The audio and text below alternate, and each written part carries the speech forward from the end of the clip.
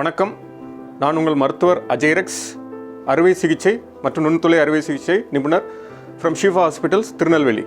இன்றைக்கி நம்ம இந்த வீடியோவில் பார்க்க போகிற டாபிக் என்னன்னு பார்த்தீங்கன்னா மார்பக புற்றுநோய். மார்பக புற்றுநோய் பற்றி நம்ம பார்க்க போகிறோம். இந்த மார்பக புற்றுநோய் ஏன் வருது, இதுக்குடைய ட்ரீட்மெண்ட் ஆப்ஷன் என்ன, நம்ம ஷிஃபா ஹாஸ்பிட்டலில் என்னெல்லாம் பண்ணிகிட்டு இருக்கோம் அப்படிங்கிறத பற்றி நான் சொல்ல போகிறேன். முதல்ல இந்த மார்பக புற்றுநோயானது பெண்களுக்கு ரொம்ப காமனாக வர ஒரு புற்றுநோய். முன்னாடிலாம் செர்வைக்கல் கேன்சர்னு சொல்லுவோம், கர்ப்பப்பை புற்றுநோய் தான் காமனாக இருந்தது.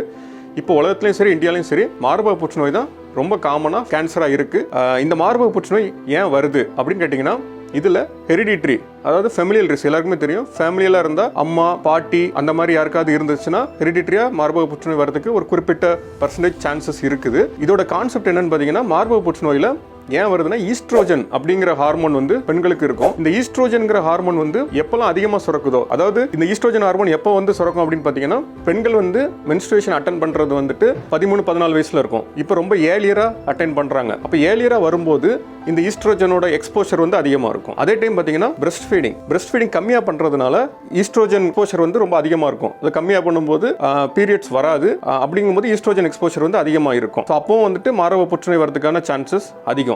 இப்போ மார்பக புற்றுநோய் அதோட அறிகுறிகள் என்ன? அதோட அறிகுறிகள் என்னன்னு பாத்தீங்கன்னா, பெயின்லெஸ் லம்ப், அதாவது வலி இல்லாத கட்டிகள். எப்பெல்லாம் வலி இல்லாத கட்டிகள் ஒரு 40 வயசுக்கு மேல வரும்போது முதல்ல நம்ம அது மார்பக புற்றுநோயா அப்படிங்கறத நம்ம பார்த்துட்டு தான் மத்த இதை இது பண்ணணும். ஏன்னா 40 வயசுக்கு மேல வர கட்டிகள், வலி இல்லாத கட்டிகள் மோஸ்ட்லி கேன்சரஸ் கட்டிகளாக இருக்கும். ரெண்டாவது பாத்தீங்கன்னா, அந்த நிப்பிள் மார்பு காம்பு ரிட்ராக்ஷன் சொல்லுவோம். நிப்பிள் ரிட்ராக்ஷன் ஆகுது, மேல அந்த காம்பு ரிட்ராக்ட் ஆகுது. அந்த நிப்பிள்ல இருந்துட்டு பிளட் டிஸ்சார்ஜ், ரத்தம் அந்த மாதிரி வர்றது, இது எல்லாமே மார்பக புற்றுநோய்க்கான ஒரு அறிகுறிகள். அடுத்து இந்த மார்பக புற்றுநோய் நம்ம எப்படி பிரிவென்ட் பண்ணலாம் அப்படின்னு கேட்டீங்கன்னா, ஏற்கனவே நான் சொன்ன மாதிரி modifiable risk factors, breast feeding அதிகமா பண்றது. இப்ப சொல்ற மாதிரி எக்ஸ்க்ளூசிவ் பிரஸ்ட் ஃபீடிங் 6 மாசம் இது பண்ண சொல்றாங்க. சோ அதை கம்மியா பண்ணும்போது ஈஸ்ட்ரோஜன் எக்ஸ்போஷர் அதிகமாகி புற்றுநோய் வரதுக்கான வாய்ப்புகள் இருக்கு. சோ அந்த பிரஸ்ட் ஃபீடிங் இதா பண்றது. அடுத்து பாத்தீங்கன்னா ஒபிசிட்டி காசஸ் கேன்சர், அதாவது இந்த மார்பக புற்றுநோய் one of the cancer which can related to obesity, உடல் பருமனால வருது. ஏன்னு கேட்டீங்கன்னா, ஈஸ்ட்ரோஜன் உடல் பருமனா இருக்கவங்களுக்கு ஈஸ்ட்ரோஜனோட செக்ரீஷன் அதிகமா இருக்கும். அதனால பெரிஃபரல் ஃபேட் கன்வர்ஷன் அதிகமா இருக்கும்போது அந்த கொழுப்பு அந்த கன்வர்ஷன்லாம் இருக்கும்போது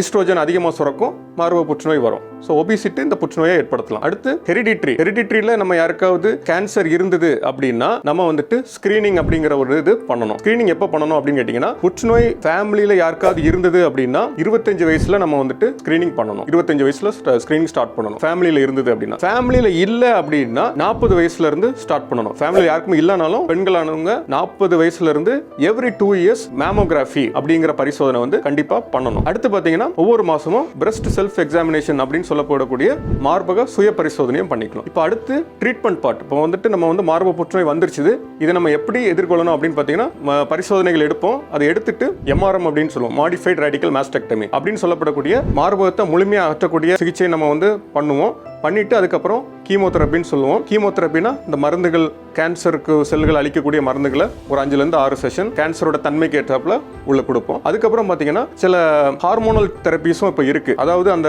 மார்பகத்தை எடுத்து நம்ம பயாப்சி பண்ணும்போது அதுல ஈஸ்ட்ரோஜன் மற்றும் ப்ரொஜெஸ்ட்ரான் ரிசெப்டார்ஸ் பார்ப்போம், ER/PR ஸ்டேட்டஸ்ன்னு சொல்லுவோம். அந்த ரிசெப்டார் பாசிட்டிவா இருந்துச்சு அப்படின்னா நம்ம அதுக்கு மெனோபாஸ், அதாவது பீரியட்ஸ் பெர்மனண்டா நிற்கிறதுக்கு முன்னாடி உள்ள பேஷண்ட்களுக்கு SERM அப்படின்னு சொல்லுவோம், செலக்டிவ் ஈஸ்ட்ரோஜன் ரிசெப்டார் மாடுலேட்டர் அப்படின்னு சொல்லப்படக்கூடிய டெமாக்சிஃபன், ரெலாக்சிஃபன் அப்படிங்கிற மருந்துகளை நம்ம கொடுப்போம். அதே இது பீரியட்ஸ் நின்னவங்களுக்கு, மெனோபாஸ் அட்டைன் பண்ணினவங்களுக்கு அரோமேட்டேஸ் இன்ஹிபிட்டார்ஸ் அப்படின்னு சொல்லப்படக்கூடிய அனாஸ்ட்ரோசோல், லெட்ரோசோல் அப்படிங்கிற மருந்துகளை கொடுப்போம். இதுல ஒரு அடிஷனல் தகவல் என்னன்னா, BRCA1 மியூட்டேஷன், BRCA2 மியூட்டேஷன் அப்படின்னு 2 மியூட்டேஷன் இருக்கும். BRCA1, BRCA2 mutation. இந்த மியூட்டேஷன் இருந்ததுன்னா பிரஸ்ட் கேன்சர் வரதுக்கான வாய்ப்புகள் ரொம்ப அதிகம். ஃபேமிலி ஹிஸ்டரியில யாருக்காவது பிரஸ்ட் கேன்சர் இருந்தது அப்படின்னா ஜெனடிக் கவுன்சிலிங்னு சொல்லுவோம். அதாவது ஜெனடிக் கவுன்சிலிங் தனியா இருக்காங்க. அந்த கவுன்சிலிங் போயிட்டு இந்த மியூட்டேஷன் இருந்தது அப்படின்னா இதை செக் பண்ணி பார்த்துட்டு நம்ம மார்பக புற்றுநோய் வரதுக்கு முன்னாடியே மார்பகத்தை முன்னாடியே ரிமூவ் பண்ணதுக்கான ஒரு வாய்ப்பா இருக்கும்போது நம்ம கேன்சர் வராம பிரிவென்ட் பண்ணலாம். இது பிரஸ்ட் கேன்சரை பொறுத்த வரைக்கும் இது என்ன சொல்லுவாங்கன்னா, breast cancer is as common as common cold